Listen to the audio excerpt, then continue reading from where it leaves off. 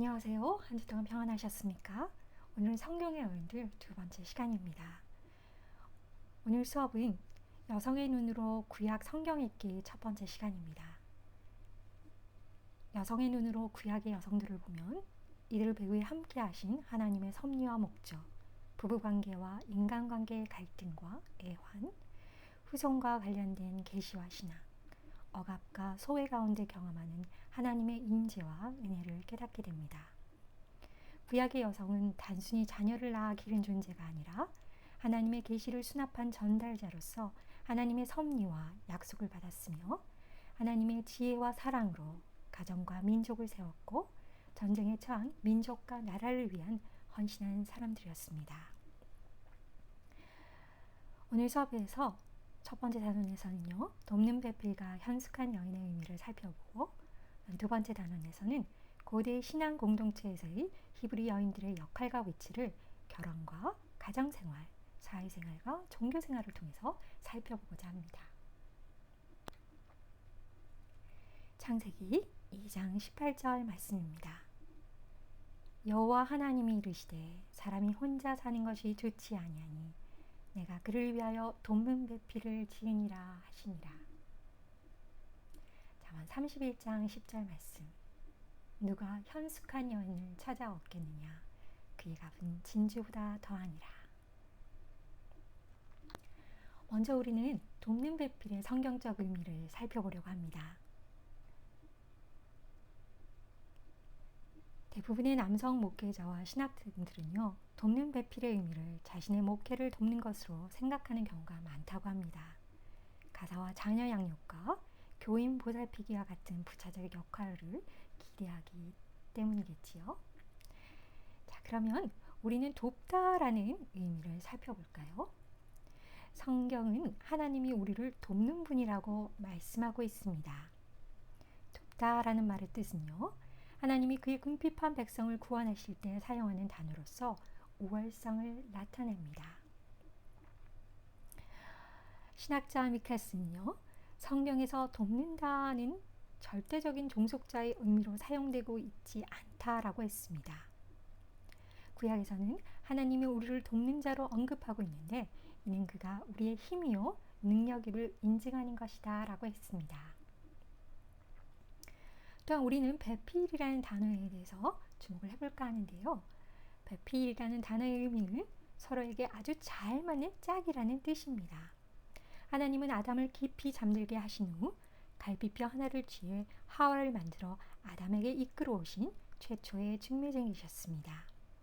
하지만 그 이전에 아담을 이끌어 육축과 공중의 새와 들의 모든 짐승에게 이름을 짓는 현장 학습을 통해 아담 스스로가 홀로 있음의 결핍을 느끼게 하셨고 또 이로써 자신에게 잘 맞는 짝을 갈망하도록 유도하셨습니다. 우리는 여기서 하나님이 인간을 대하는 방식이 단순히 강요나 명령이 아니라 인간이 자유의지와 이성을 사용하게끔 배려하시는 하나님의 인격적인 모습을 볼 수 있습니다. 또한 신학자 탐슨은요, 하나님께서 남자로부터 여자를 만드신 것은 모든 피조물 가운데 오직 여자만이 남자에게 합당한 짝임을 알리기 위함이라고 이야기했습니다. 여자가 남자를 위하여 혹은 남자의 조력자로 창조됨은 여자가 남자를 고독함으로부터 구한다는 의미입니다. 여자는 그 이야기 속에서 종속적인 역할로 매이기보다는 오히려 그것에 의해 에덴 동산에서의 삶을 위한 하나님의 구원의 의도를 완성하는 자로 높이 취급되고 있음을 알 수 있습니다. 하나님이 아담의 갈비뼈 하나를 취해 하와를 만드신 일을 좀 더 깊이 묵상해 보도록 할까요? 아담의 갈비뼈로 하와를 만드신 것이 여성이 남성에게 종속되었다는 근거일까요? 아니면 남성과 여성 사이에 친밀감과 깊이 사랑하라는 하나님의 뜻을 담고 있는 것일까요? 대부분의 남성은 여자가 남자의 갈비뼈를 취해 만들어졌기 때문에 남자에게 종속된 것이라고 생각합니다. 정말 그럴까요? 아담을 만드신 하나님이 하와도 따로 만드실 수 없었을까요? 성경학자들에 의하면 아담을 깊이 잠들게 했다는 것은 거의 죽은 것이나 다름없는 상태로 만든 것이었다고 합니다. 그렇다면 하나님이 아와를 창조하신 일은 아담의 자유의지를 사용하지 않은 것인데요. 아담과 상의하거나 양해를 구하지 않고 단독으로 하신 일이었습니다. 세인 빅토르 위그는요.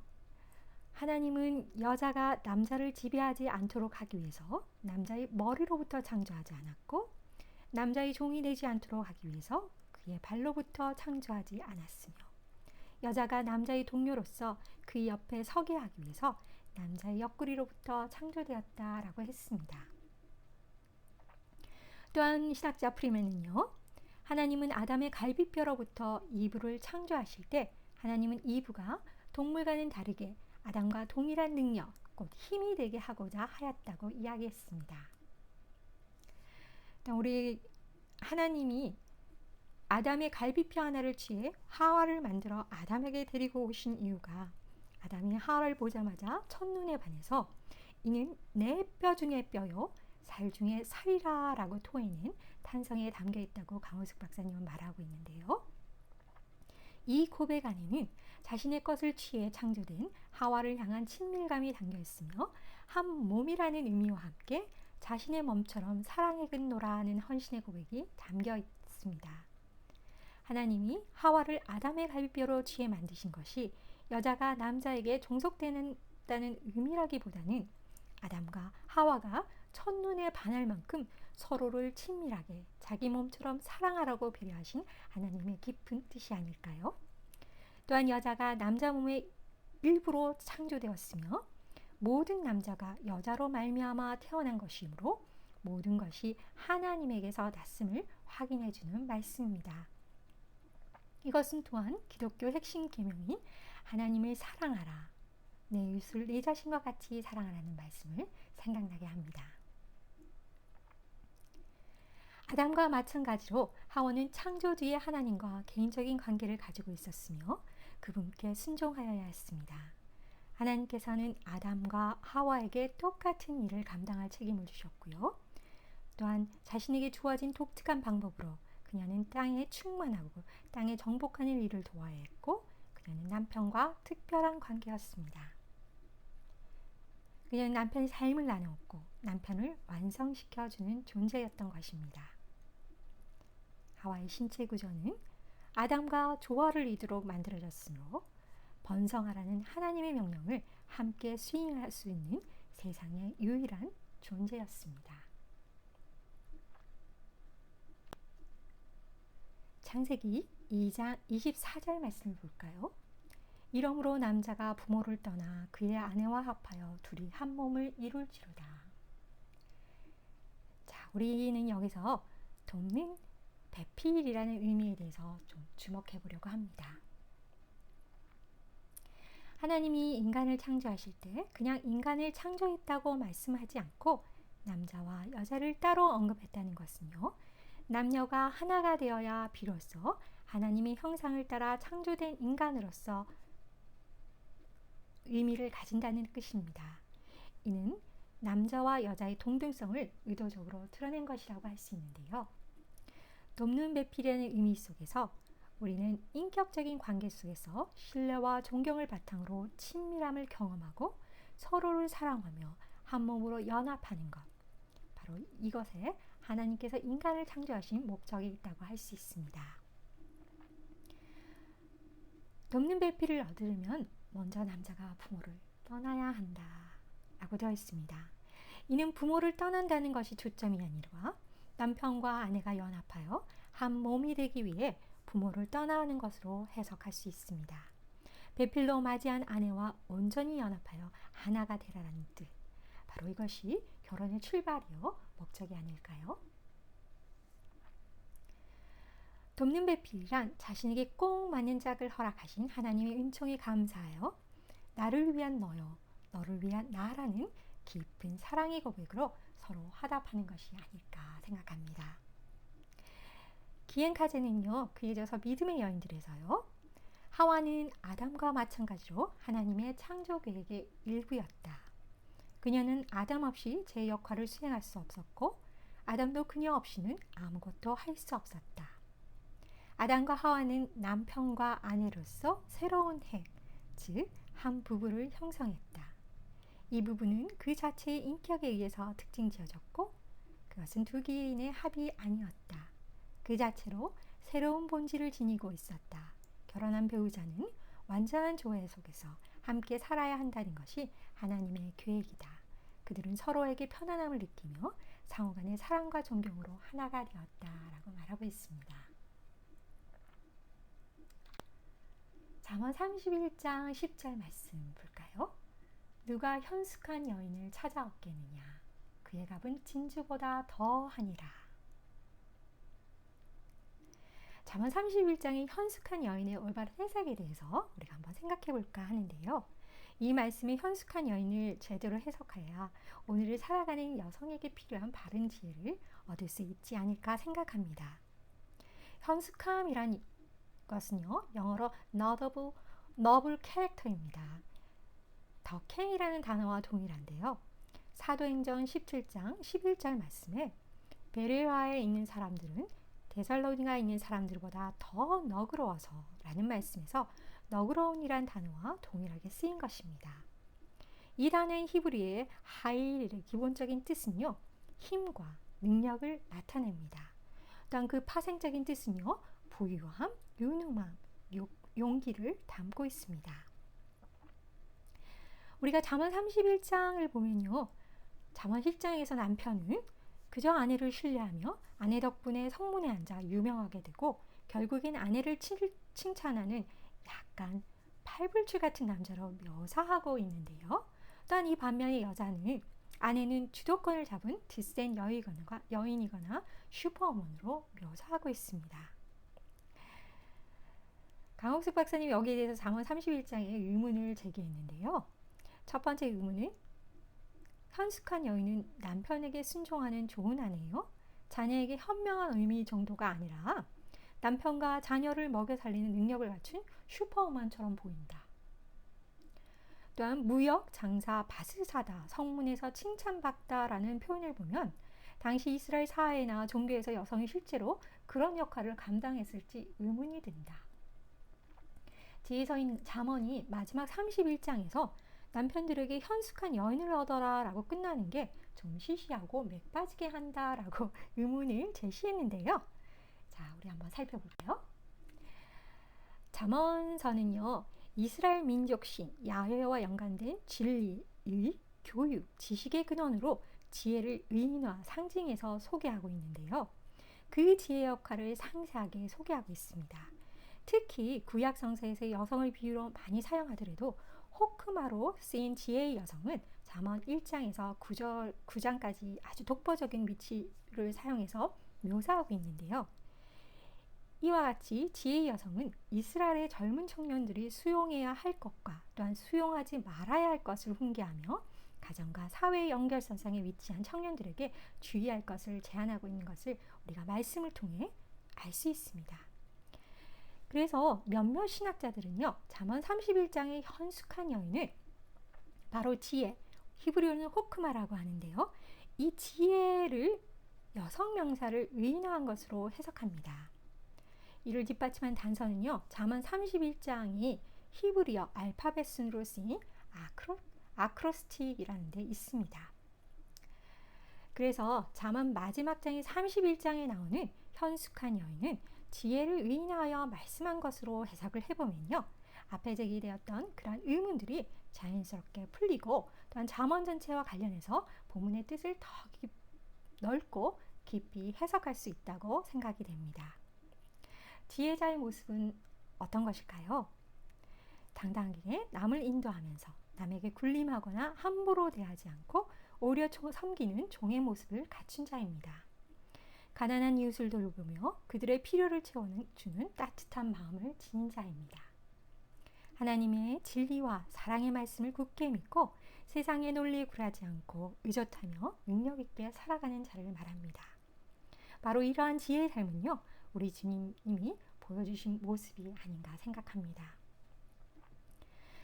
여성의 역할을 현모양처라는 좁은 의미로만 한정하지 말고 주님이 주시는 지혜의 풍성함과 능력을 발휘하여 남녀 모두가 똑같이 지혜롭게 살아가도록 가르쳐야 합니다. 그러므로 잠언 31장의 현숙한 여인은요, 하나님을 참으로 경외하는 남녀 모두에게 주어지는 지혜를 삶 속에서 실천하며 살아가는 말씀으로 해석할 때 우리에게 더 유익하고 또한 우리의 삶의 지혜를 가르쳐주는 해석이라고 생각되어집니다.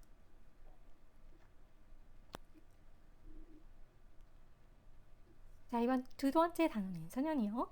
히브리 공동체에서의 여성의 삶과 이치를 살펴보려고 하는데요. 구약은 이스라엘과 하나님과의 언약 관계를 이야기하고 있습니다. 하나님께서는 오직 하나님만을 경배하고 하나님께 순종하는 거룩한 백성을 창조하기 위하여 이 민족과 언약을 맺으셨습니다. 또한 창세기 12장에 보면요, 하나님께서는 모든 민족에 축복해 줄 수단으로 이미 백성을 세우신 것을 말씀을 통해 알 수 있습니다. 자, 이제 안내자로서 성경을 사역해서 다음과 같은 질문들을 생각해 보고자 합니다. 초기 신앙 공동체 안에서 여성의 역할과 위치는 어떠했을까? 또한 어떠한 방법으로 여성은 봉사를 하였고, 또한 그들은 어떤 역사를 완수하였는가? 이러한 질문들을 바탕으로 고대 이스라엘의 여성들의 역할과 지위에 관해서 그들의 일상생활인 결혼과 가정, 사회, 그리고 종교 생활을 알아보도록 하겠습니다. 첫 번째, 결혼. 결혼과 그에 따른 가족의 형성은요, 고대 이스라엘 남녀 모두에게 있어서 중요한 문제였습니다. 출애굽기 22장 17절에서는요, 자녀의 결혼에 대해 부모의 간섭은 절대적이었고 특히 자녀의 결혼은 아버지의 결정에 달려 있었다고 합니다. 또 우리가 창세기 24장에 보면은 아브라함은 이삭의 아내를 구하기 위해 친척이 사는 메소포타미아로 자기의 종을 보내고 그 종은 리브가의 부모님들과 이 문제를 처리하는 것을 볼 수 있습니다. 일단 사사기 14장에서는요. 삼손의 경우도 신부를 선택하는 데 대하여 부모의 동의를 구했고 부모들은 아들이 블레셋 여인을 신부로 취하려는 것에 반대하는 것을 볼 수 있습니다. 그러나 자녀의 결혼에 부모가 이처럼 전적으로 관여하였다고 해서 결혼하는 당사자들의 감정을 아주 무시한 것은 아니었습니다. 말씀을 보면요. 창세기 34장과 사사기의 말씀은요. 색인과 삼손이 자기의 사랑을 부모님께 이렇게 알리는 말씀이 나오고요. 단 창세기 26절에서는 에서처럼 부모의 뜻에 반대하고 스스로 결혼을 결정하는 모습도 우리가 말씀을 통해서 볼 수 있습니다. 이스라엘 초창기에는요. 여자들이 얼굴을 가리지 않았고 처녀들도 양을 치며 물을 길러다니고 다른 집을 방문하기도 하고 남자들과 이야기도 하는 등 자유롭게 활동할 수 있었기 때문에 젊은 남녀들은 자유분방하게 연애도 할 수 있었다고 합니다. 고대 이스라엘의 결혼은요. 두 단계를 거쳤습니다. 첫 단계는요. 약혼 단계이고 둘째 단계는 결혼식을 올리고 결혼 생활에 들어가는 단계입니다. 고대 이스라엘의 약혼은 현대 약혼보다 더 구속력이 있는 것으로 약혼한 여성은 계약 상태에 있기 때문에 충실할 것이 요구되었습니다. 여성이 다른 남자와 잠자리를 같이 한 것이 발견되면 여성과 상대 남자는 모두 처벌을 받았고요. 또 어느 남자가 한 처녀를 유혹하거나 강간한 경우 그는 아버지에게 신부의 몸값을 지불하고 그 여녀와 결혼해야 했습니다. 일단 약혼을 하면 파혼하기가 어려웠고 또한 파혼할 경우에는 쌍방에 큰 불명예가 되었습니다. 약혼 기한은 최장 13년까지 가는 경우도 있었지만 보통은 1년에서 2년이었다고 합니다. 또한 결혼식에는 친구와 양가의 친척들이 참석하고 약 7일 동안 계속되었다고 합니다. 결혼식 다음 날 아침 신부의 부모는 딸의 처녀성을 증명하기 위해서 신방에서 사용한 침대 시트를 들고 나와 보관하였는데 이는 신랑이 다른 이유로 아내를 만족스럽게 생각하지 않아 처녀가 아니라고 거짓말하는 것에 대비하기 위함이었다고 합니다. 또한 결혼은 정치적인 동맹만큼이나 부를 분배하는 것이었습니다. 학대 가족은 직접적인 결혼 지참금이나 또 간접적인 지참금 쪽에서 이익을 취했다고 하는데요. 직접적인 결혼 지참금은요, 신부의 혼인 지참금을 말합니다. 신부의 혼수, 가구, 신부 가족이 신부에게 주는 선물 등으로 구성이 되고 가족 전체 재산의 5에서 25% 정도에 해당되었다고 합니다.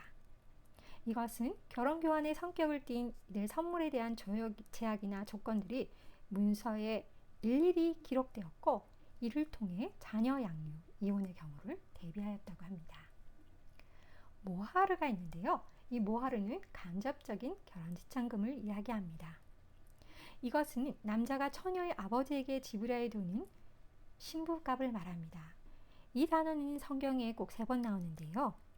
히윗 사람 하몰의 아들이 세겜이 결혼을 신청할 때, 또 어떤 사람이 약혼하지 않은 처녀를 깨워 그녀와 성관계를 하면 그는 신부 몸값을 지불하고 그녀와 결혼해야 한다라는 출애굽기 말씀과, 또한 사울이 다윗에게 결혼 예물로 블레셋 사람들의 포피 100개를 요구하는 것, 이러한 것들이 성경에 나와 있는데요.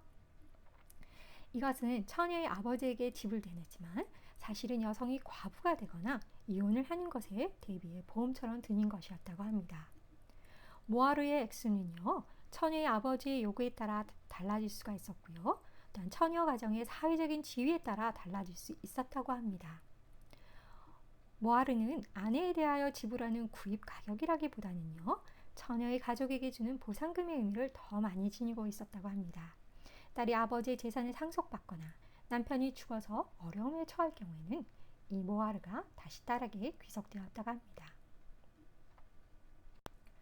또한 모하르와 구별되는 것은요, 결혼식 때 신부에게 주는 선물입니다.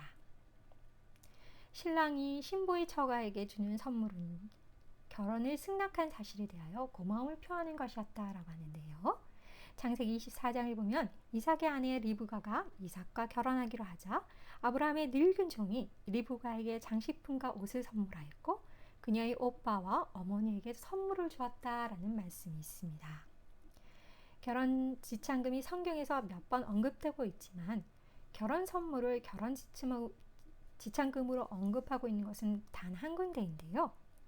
열왕기상 9장에 게셀은 이집트 왕이 솔로몬에게 자기 딸을 시집 보낼 때 그녀에게 결혼 선물로 준 땅이다 라고 말하고 있습니다. 성경에는 결혼 지참금 모하르에 대해 별로 언급하고 있지 않기 때문에 이스라엘 사람들이 결혼 지참금을 주지 않았다고 학자들은 주장하고 있는데요. 성경 외의 증거들에 의하면 고대 이스라엘에도 결혼 지참금이 있었을 것이라고 추정되고 있습니다. 리브가 라헬에게 그들의 아버지가 종들을 주었는데 그 계집 종들이 고대 바빌론에서는 최고의 결혼 지참금이었다고 합니다. 이스라엘에 언제부터 일부 일처제가 확립되어진지 확실하지는 않습니다. 그러나 족장과 왕들은 부유한 사람들이었지만 보통 남자들은 한 번 이상의 신부값을 지불할 형편이 못 되었기 때문에 여러 아내를 먹여 살리는 것이 힘들 것이라고 생각됩니다.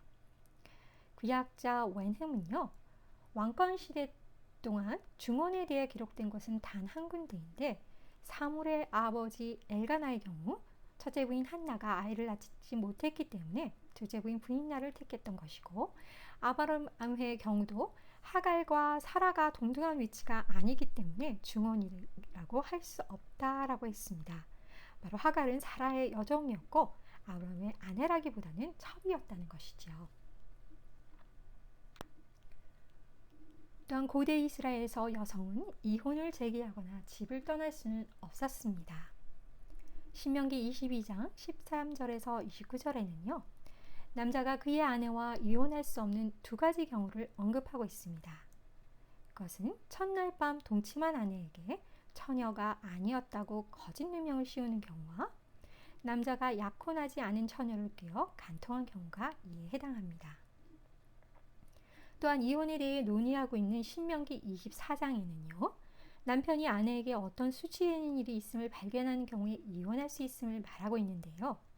이 수치되는 일이라는 표현이 아주 모호했기 때문에 랍비들의 시대에 와서는 본문의 범위에 대한 논쟁이 구구하였다고 합니다. 엄격하게 본문을 고수하는 샤마이 학파에서는요. 간음과 나쁜 행실만을 아내 추방의 원인으로 허용하였다라고 해석하고 있고요. 이에 반하여 비교적 자유주의적인 힐렐의 학파에서는 임의적인 원인으로도 심지어는 사소한 일을 가지고도 아내를 추방할 수 있는 원인으로 삼았습니다. 예를 들면 아내가 요리를 잘 못하였다든지 단순히 자기 아내보다 다른 여자가 더 마음에 든다든지 하는 경우입니다. 이같이 여성이 이혼을 요구할 자유는 없었고 또한 남편이 자기 아내를 내쫓을 수는 있었지만 이 경우에도 남편은 이혼 증서를 여성에게 주어야 하였는데요. 이 이혼 증서는 여성을 보호해주는 역할을 했고요. 이 이혼 증서를 가진 여성은 다시 자유롭게 결혼을 할 수 있었습니다. 파멜라 스칼리스라는 학자는요. 남편은 아내와 이혼을 하거나 다른 아내를 얻을 수도 있었지만 아내가 남편과 이혼할 수 없었다. 만일 남편이 아내가 부정하다는 의심을 하게 되면 그녀는 심한 시련을 당해야만 하였다. 여자는 상속자가 없을 경우에만 가족의 기업을 유산으로 받을 수 있었다. 그러나 여자가 결혼을 하고 난 후에는 남편으로 그 기업이 돌아가기 때문에 그 여자는 자신의 지파 내에서만 결혼할 수 있었다라고 밝히고 있습니다. 또한 웨그너라는 신학자는요. 그의 저서 고대 랍비 기독교에서 나타난 여성들의 모습과 신분에서요. 가정 내에서 이 여성은 이혼당할 수 있다는 것을 제외하고는 상당한 주도권을 갖고 있었다.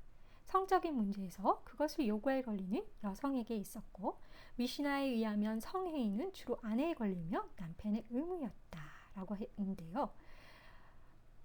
성경에도 라헬은 남편과 동침할 권리를 언니에게 넘기는 대가로 합한 채를 받았고 야곱은 선택권도 없이 레아와 동침했다라는 창세기 말씀을 볼 수 있습니다. 또한 데이비스는요. 고대 이스라엘 여성은 연인과의 사랑과 구애의 관계에 있어서도 평등적인 관계임이 증거된다. 특별히 아가서의 사랑은 공격적이며 권위적인 남성이 수동적이며 종속적인 여성을 향한 것이 아니라 평등적인 관점에서 남성과 여성의 기쁨을 묘사하고 있다라고 이야기했습니다. 이렇듯 결혼 생활에 있어서도 여성은 남성에게 상당한 영향력을 끼치며 때론 남성이 희망하는 것에 여성의 목소리를 높여 반대 입장을 주장하고 관철시키기도 했습니다. 우리는 이러한 증거를 창세기 16장에서도 볼 수 있는데요. 사라는 아브라함을 가정의 가장으로 인정하지만 하갈과 이스마엘의 문제에 있어서 아브라함은 사라의 목소리에 귀를 기울입니다. 또한 창세기 21장에서는요. 사라는 하갈과 이스마엘을 내쫓으라고 아브라함에게 강력히 요구하며 아브라함은 사라의 우에 귀를 기울이고 사라에게 모든 권한이 있음을 인정합니다. 자, 그러면 히브리 공동체 여성들의 가정생활에 대해서 한번 살펴볼까요? 가정 혹은 가족에 해당되는 히브리어는 바이트입니다. 바이트를 글자 그대로 해석하면 아버지의 집이라는 뜻이겠는데요. 이스라엘 사회의 가장 중요한 기초 단위인 동시에 사회의 작은 축소판을 상징한다고 말할 수 있습니다. 가족은 혈연 공동체와 동시에 거주 공동체를 통하여 결속된 모든 자로 구성되기 때문에 집, 확대 가족, 복합 가족이라는 용어가 더 적절할지도 모르겠네요. 그 당시 가족은 현대 가족에서 이해하듯이 결혼한 부부나 자녀들로 구성된 핵가족이 아니고 적어도 4세대 정도 모여 사는 다세대라고 할 수 있습니다. 혈연과 결혼으로 관계된 둘 혹은 세 가정이 연결되어 사는 여러 가정을 포함하는 것이라고 할 수 있는데요. 좀 더 구체적으로 말하자면 바이트는요. 기본적으로 확대 가족으로 조부모, 성인 자녀와 그의 아내와 자녀, 결혼하지 않은 자녀, 과부와 이혼한 딸 등을 포함하는데 이러한 친족 관계 외에 가족의 구성원은 종과 노예, 첩, 외국인 거주자, 노동자, 고아 등이 다 포함되었다고 할 수 있습니다. 즉 친족관계는 생물학적 관계를 넘어서는 것으로 개인의 연결망을 제공하며 각 개인의 사회에서의 권리와 의무를 결정해주며 혈연으로 맺어진 관계는 아니지만 모든 구성원들에게 정서적인 안정감을 주었다고 할 수 있습니다. 고대 이스라엘에서 가정이 중심이 되는 기관이었기 때문에 가정이 확장되어서 기본적인 사회 단위를 형성하였다고 할 수 있습니다. 즉 생산과 소비의 경제적 활동과 생식과 양육 등 주요한 모든 활동이 가정을 중심으로 일어났다고 할 수 있는데요. 가족 구조는 부계 사회였습니다. 가부장제는 부족의 정체성을 확립해 주었고요. 왜냐하면 이것이 부족의 회원들이 그들의 남자 조상을 통하여 그들의 뿌리를 찾았기 때문이라고 할 수 있습니다. 가부장적 가정 구조는요, 이스라엘에서 남성의 공적인 삶의 지배를 보장해 주었다고 합니다.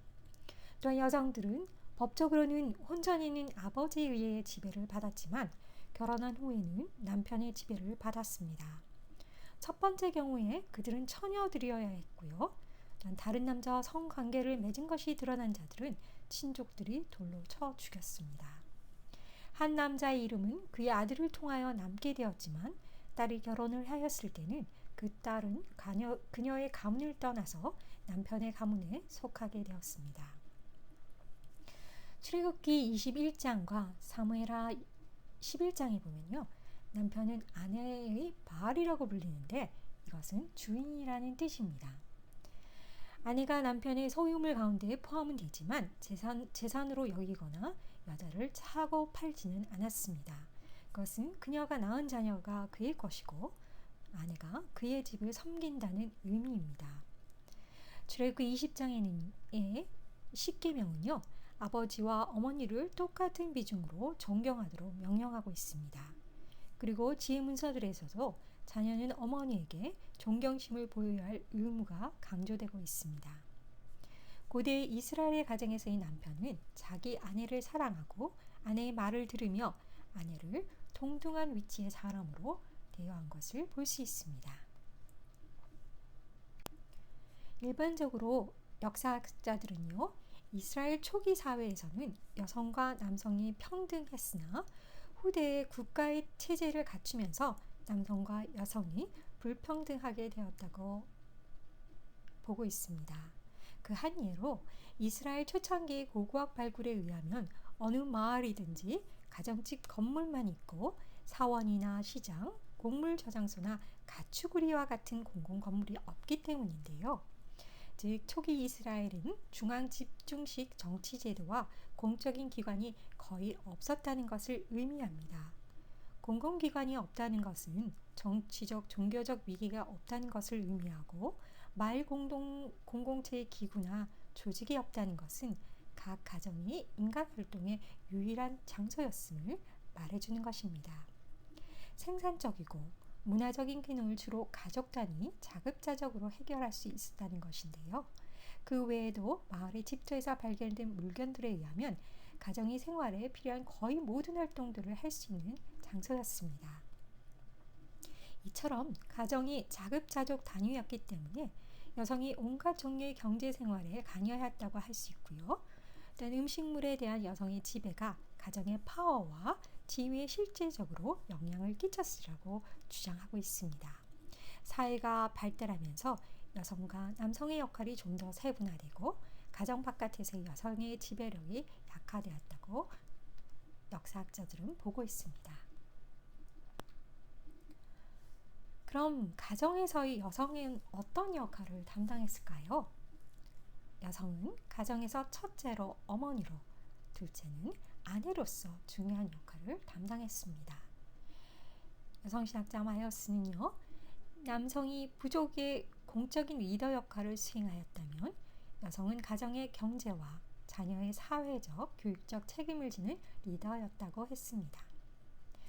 또한 잠언 9장에 보면요, 지혜로운 여성은 지혜가 그 집을 짓고 7 기둥을 다듬고 짐승을 잡으며 포도주를 혼합하여 상을 갖추는 것이다 라고 말하고 있습니다. 또한 고대 시리오 팔레스타인 지혜문학은요, 특별히 젊은 자, 엘리트, 그리고 미혼자를 위한 성공적인 삶을 소개하고 있습니다. 가정에서의 남편, 남성과 아내, 여성은 자녀들의 교사들로서 동일하게 자녀들의 가르침 역할을 수행하는 자들이었다라고 말해주고 있는데요. 초기 이스라엘은 거의 모든 것이 가정에서 이루어졌기 때문에 여성이 자녀들의 사회에 지대한 영향을 끼쳤으라고 여겨집니다. 아이들에게 예의범절이나 가치관, 규칙들을 가르쳤을 것인데요. 잠언에는 가르치는 데 있어서 어머니가 아버지만큼 중요함을 언급하고 있습니다. 잠언 1장과 또한 6절에는요. 내 아들아, 내 아비의 훈계를 들으며 내 어머니의 법을 떠나지 말라라고 말하고 있습니다. 또한 잠언 31장 1절에는요. 르무엘 왕을 그의 어머니가 가르쳤음을 보여주고 있는데요. 잠언 31장에서 1장 1절에서 11절에 언급하고 있는 르무엘 왕에게 주어진 어머니의 훈계는 자녀 교육의 중요한 책임이 바로 여성, 어머니에게 있음을 증명해 준다라고 할 수 있습니다.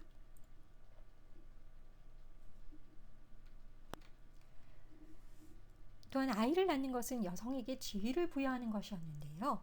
전쟁, 기근, 질병이나 전염병 때문에 아이를 많이 낳는 것이 중요했기 때문에 더더욱 그랬을지도 모릅니다. 여성이 자녀들을 낳는 일, 특히 아들을 낳는 일이 아주 강조가 되었는데요. 여성의 주된 기능이 바로 다산하는 아내가 되는 것이었습니다. 여성을 아이 낳는 자로서 강조하는 것 때문에 여성은 때로 종속적이면서 제한된 입장에 서게 되는 경우도 우리는 말씀을 통해서 보게 되는데요. 성경에는 자녀가 없는 것이 남녀 모두에게 수치가 되었고 또한 성경에 나오는 인물들이 자녀를 가질 수 없을 때 고통을 표현하는 것을 우리는 말씀을 통해 볼 수 있습니다. 또한 신학자 클레멘트는요. 그에 져서 고대 이스라엘의 세계에서 여성들은 특히 자녀를 출산하고 양육하는 일과 관련하여 개인적으로 하나님을 만나는 체험을 한 것으로 보인다라고 했는데요. 구약 성서에서의 하나님의 천사가 하갈에게 아이에 대해 말하고 있고 또한 마노아의 아내에게 말하고 또한 마노아가 확인을 요구했을 때 하나님의 천사는 그의 아내를 통해 말하고 있는 것을 볼 수 있고요. 또한 한나의 기도 또한 이런 맥락에서 이해할 수 있다라고 이야기했습니다. 또한 수잔 니디츠는요. 히브리인 성서에 나타난 여성들의 초상화라는 그의 저서를 통해서요. 여성들은 아이의 출생과 관련해서 그들의 힘을 발휘하며 하나님과 밀접성을 가졌다라고 했는데요.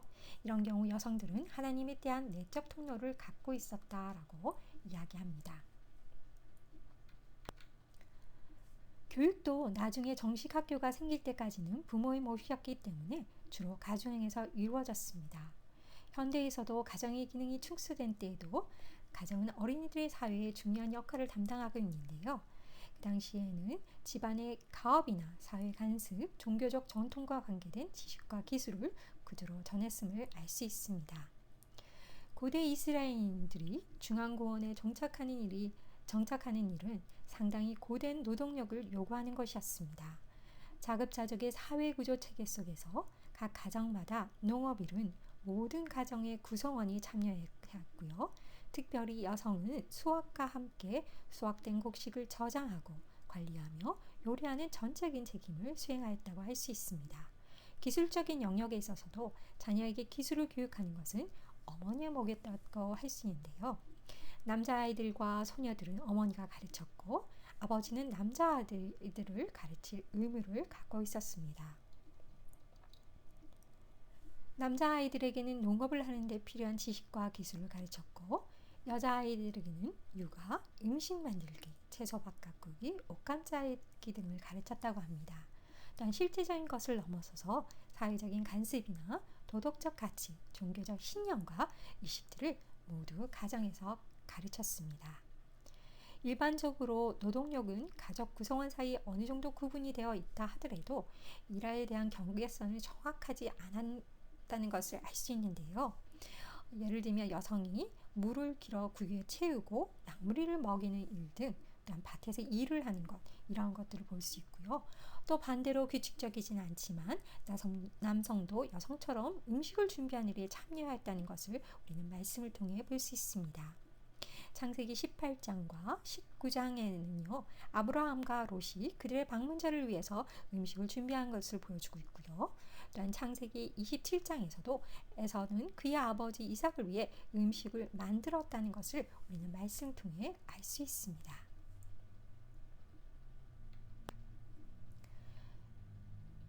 유대 율법에 따르면 여성들에게는 토라를 공부하는 것이 면제되었습니다.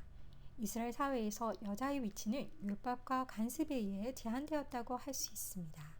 성인이 된 여성도 율법의 눈으로 볼 때는 미성년자였고 그녀의 가장 가까운 남성 친척의 건의 아래서 살았다는 것을 알 수 있습니다. 민수기 30장에는요. 심지어 그녀가 하나님께 한 맹세도 남편이나 아버지에 의해 취소될 수 있음을 보여주고 있습니다. 아버지가 딸들에게 토라를 가르칠 의무가 없었고 그러므로 여성은 율법에 의해서 유대 교육과 학교 제도에서 제외되었습니다. 여성은 학교의 학생으로 받아들여지지 않았고 여성이 교사로 받아들여지지도 않았는데요. 그러나 이것이 여성이 교육을 도무지 받을 수 없었다는 것을 의미하지는 않습니다. 여성이 남성과 동등한 사회적 지위를 누리기를 열망했기 때문에 부모들은 기꺼이 딸들에게 가르치기를 원했고 극소수의 여자아이만이 초등교육을 받지 못하는 정도였다고 합니다. 자, 여성들의 사회 생활과 종교 생활에 대해서 한번 살펴볼까요? 고대 이스라엘도 국가가 형성되면서 다른 고대 사회와 마찬가지로 노동력이 분배되었다고 할 수 있습니다. 남편은 그 땅의 장로들과 함께 성문에 앉아 사람들의 인정을 받고 아내는 가정일을 돌보고 옷을 찢고 음식을 준비하는 일을 했다고 할 수 있는데요. 남편은 가정을 운영하는 데 관여하지 않았으며 가정의 모든 일을 거의 아내가 돌보았다고 합니다. 주전 4세기에서 5세기에 시작된 미시나에서도요. 여성들은 주로 가사일, 즉 옥수수 가루를 만들고 빵을 굽고 요리하고 자녀를 돌보는 일들을 담당한 것으로 나와 있습니다. 기원전 2세기 중엽 파이옴에서 발견된 문서 파편에는요. 4명의 유대 여성들이 소유하고 있었던 가축들과 6명의 유대인 지주 중 4명이 여성이라는 기록을 통해 우리는 유대 여성도 독립적으로 재산을 소유할 수 있었음을 알 수 있습니다. 또한 캐롤 마이어스는요. 그의 저서 사회과학적인 분석과 새로운 고고학 중에서 왕정시대 이전에 이스라엘이 아직 중앙하게 되지 못했던 힘겨운 불학생활은 성적 평등과 상호 의존성 그리고 그에 수반하여 여성 세력의 형성을 가능하게 했을 것이다 라고 주장하고 있습니다. 바로 이러한 사실은 사사시대 여성들의 종교생활과 여성 지도자들의 활동에 대한 설명을 가능하게 해준다고 할 수 있습니다.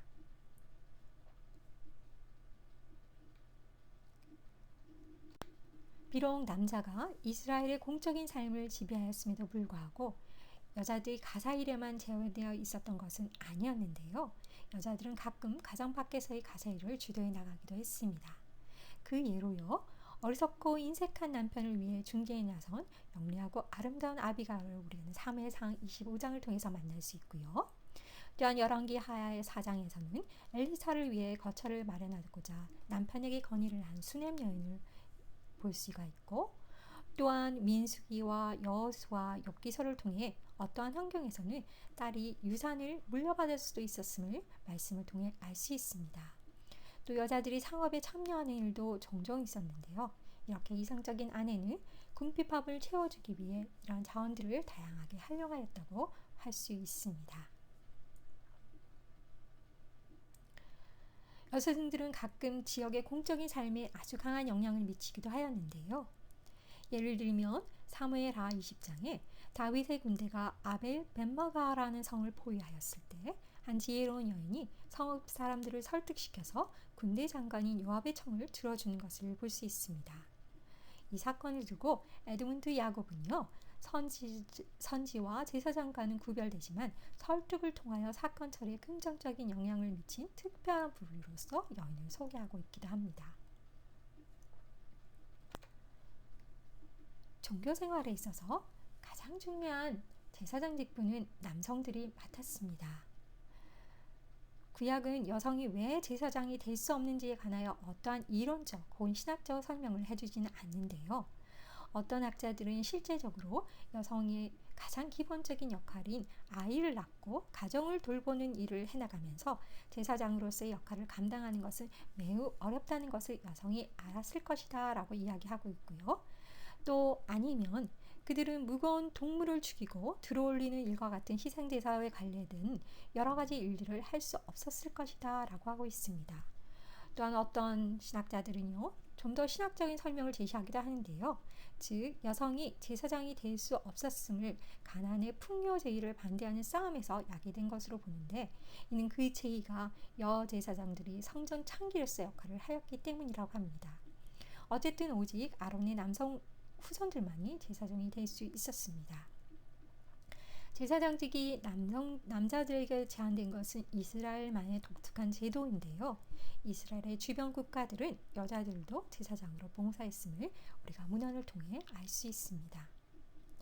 여성이 제사장직에서 제외된 이유가 단지 여자라는 사실보다는요, 아론 계통의 남자들만이 제사장으로 봉사할 수 있게 선택되었기 때문이라고 할 수 있고요.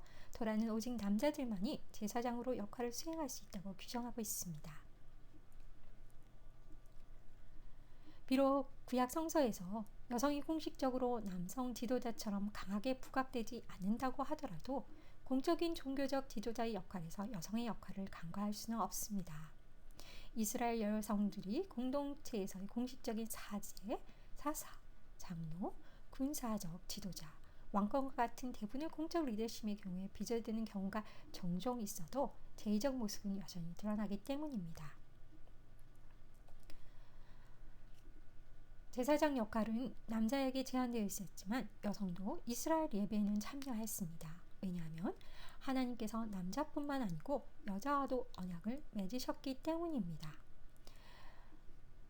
신학자 클레멘트는요, 그에 져서 고대 이스라엘의 세계 중에서 신명기는 함께 절기를 즐거워하고 제사에 참여하는 것과 같이 여성이 절기에 참여했다는 것을 분명히 보여준다라고 이야기합니다. 특히 77절과 초막절은 구체적으로 여성이 참여한 의식으로 언급되고 있는데요.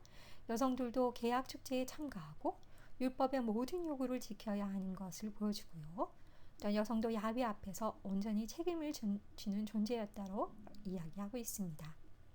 또한 여자들은 토라를 사람들 앞에서 낭독했을 때도 참여해야 했고요. 이러한 것들을 통해서 우리는 여자들이 제사의식에서 완전히 배제되지 않았다는 것을 알 수 있습니다. 여자들은 가정에서 하는 일과 마찬가지로 제2의 사용할 옷과 천들을 준비하고 제2형 떡과 음식을 준비하며 그릇과 기구를 닦고 청소하는 일들을 맡았습니다.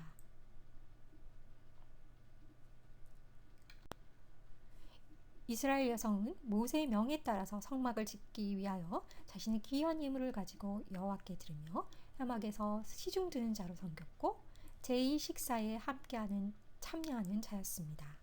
그들은 회막의 외부에서만 활동하는 것이 아니고 성전에서 악기를 연주하고 제2 가운데 춤을 추는 역할을 담당하였습니다. 그들은 또한 제2 행사에서 곡하는 전문가로 활동하기도 하였고요. 또한 사무엘상 1장에는 여자들이 개인적인 종교 생활을 했으며 또한 기도를 통해 하나님께 자유롭게 나아갈 수 있었음을 보여주고 있습니다. 또한 레위기 12장과 사무엘상 2장에는요. 희생제사의 참여와 함께 희생제물을 드렸다는 것을 알 수 있습니다. 그들은 공적 예배에서도 특정한 역할을 담당했는데 그들이 어떤 역할을 담당했는지는 구체적으로 알 수 없지만 출애굽기 38장에서는 광야의 장막과 그리고 사무엘상 2장의 실로아의 장막에서도 봉사한 것을 우리는 말씀을 통해 알 수 있습니다. 여자들은 가끔 하나님의 구속사역 속에서도 그들의 남편들보다 더 중요한 역할을 하기도 했는데요. 한나의 경우 남편의 중재가 없어도 여자들은 예언자를 통하거나 기도로 하나님께 물어보았으며 또한 자녀의 이름을 짓고 서원까지 하였습니다. 그리고 사무엘을 엘리에게로 데리고 올라갈 때 희생제물을 가지고 여호와 집에 올라갔다는 것을 우리는 사무엘상 1장을 통해서 볼 수 있습니다. 민수기 6장에는요, 거차원의 헌신을 포함하는 나시린의 서약은 남녀 모두에게 열려 있었다고 합니다. 고대 이스라엘 여성들은 종종 야훼의 예언적 역할을 감당하기도 하였는데요. 구약 성서의 미리암, 드보라, 또 이사야의 무명의 여인 홀다, 그리고 노야다가 여선지자로 소개되고 있습니다. 특히 여선지자 홀다는 열왕기하 22장에서 제사장 힐기야와 왕의 내각들을 위하여 예언하였음을 말해주고 있고요. 특별히 또 사사기에서 드보라는 고대 이스라엘 백성을 위하여 재판 결정을 관할하고 선포하는 이스라엘의 임시적인 예언적 어머니의 역할을 수행했다는 것을 말해주고 있습니다. 여성들은 음악, 문학, 종교 영역에서 중요한 역할을 담당했는데요. 특히 그들은 작품을 만들고 연주하기도 했습니다. 고대 음악에 대한 연구에 보면 승리의 노래라고 불리는 시는 미리암과 드보라가 지은 것으로 여겨지고 있습니다.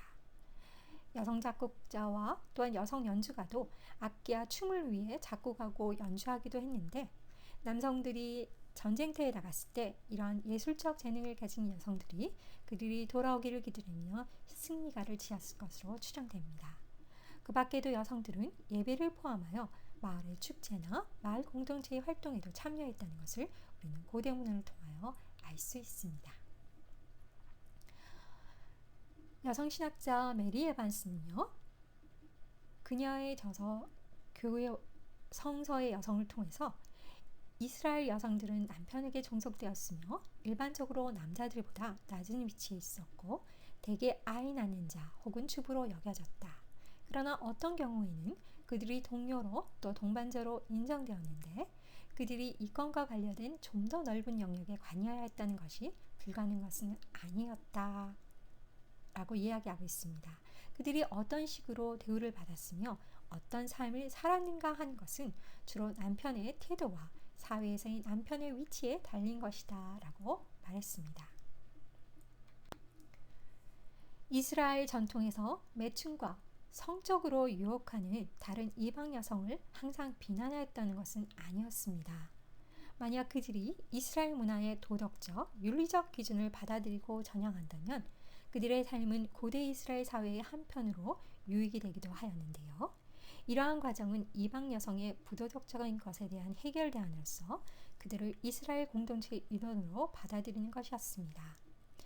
남편의 과계를 유지하기 위해 다말이 시아버지와 근친한 사건이라든지, 또한 모압 여성인 룻이 나오미의 하나님을 자신의 하나님으로 고백하고 그의 친척인 보아스와 결혼한 사건, 그리고 고대 가나안 창녀 라합의 이야기가 고대 이스라엘의 모권제를 형성하게 하는 요인들이 되었고요.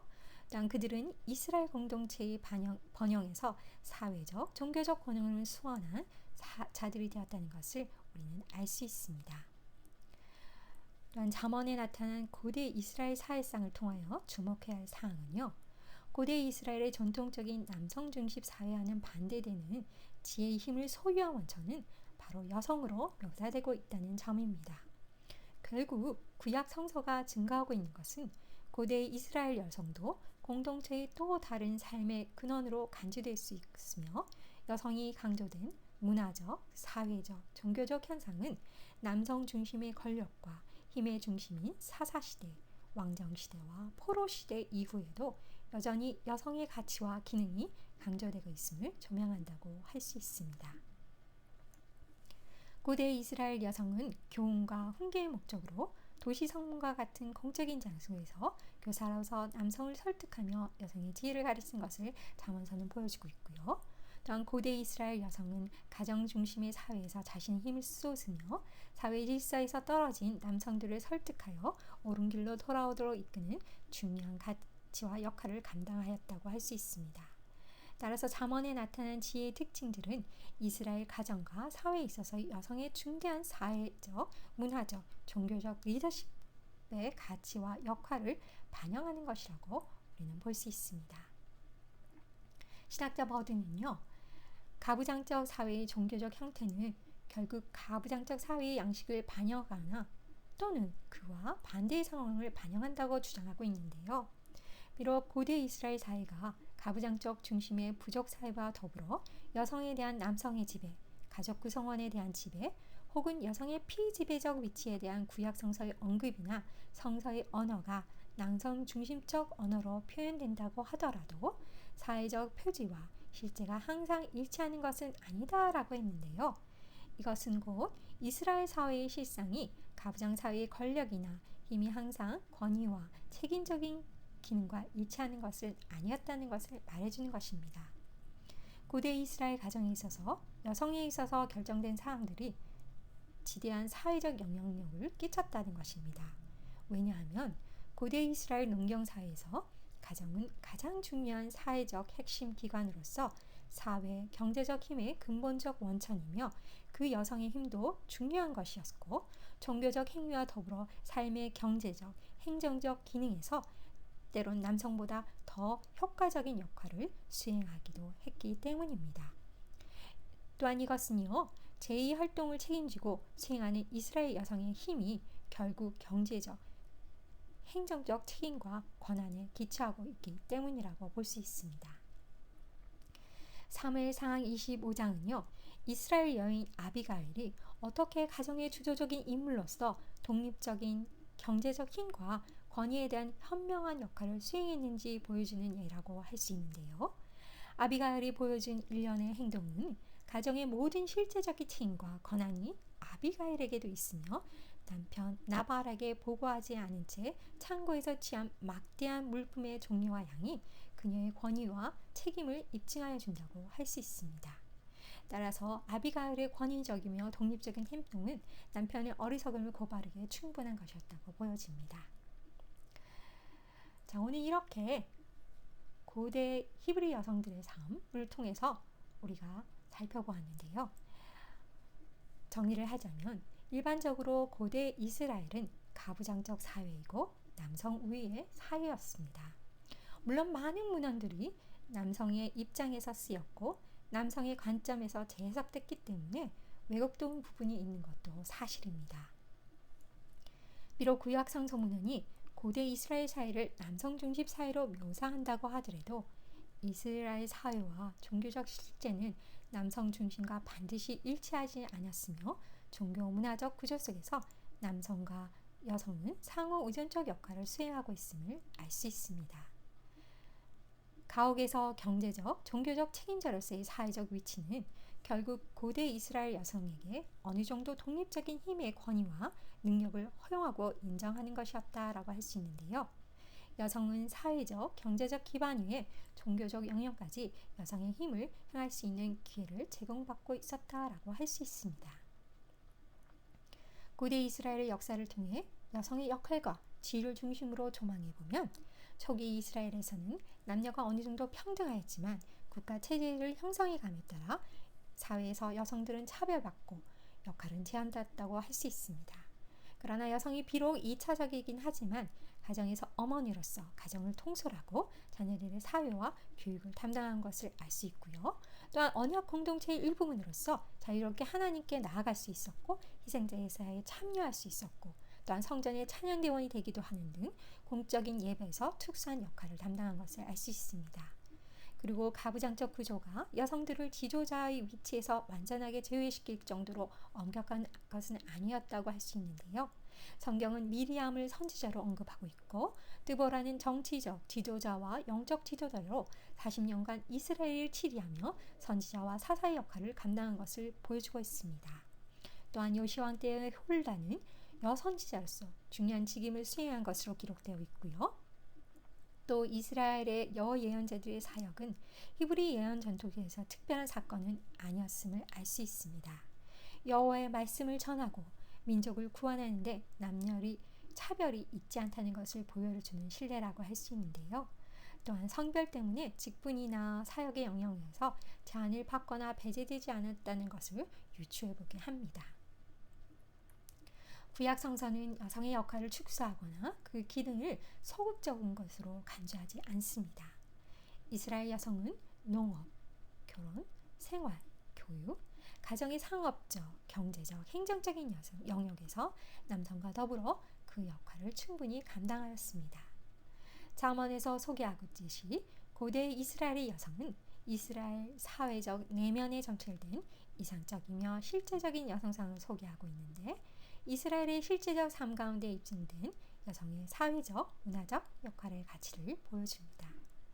구약의 여성들은 하나님과 언약을 맺은 자로서 능동적으로 결정하기도 했고, 남편과 자신을 동등하게 생각했으며, 하나님의 지혜로 남편에게 지도력을 발휘하고 남편과 동일하게 율법의 모든 도덕적 가르침을 준수했습니다.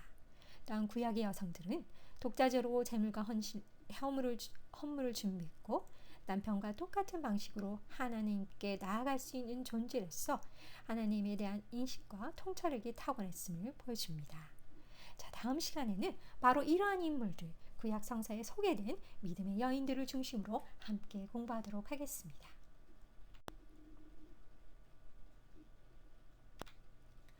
이번 주 과제입니다. 교과서 다음 3부 읽기 과제가 있고요. 또한 믿음의 여인과의 만남, 아비가일 편입니다. 과제란에 올려진 믿음의 여인 아비가일의 삶을 통해 그녀의 삶 가운데 하나님이 어떤 위치를 차지하고 계시는가를 묵상하고요. 본문에 있는 질문들 중 3가지를 택해서 하나님의 떠올려 주신 것들을 기록하여 제출해 주시기 바랍니다. 그럼 한 주 동안 평안하세요. 감사합니다.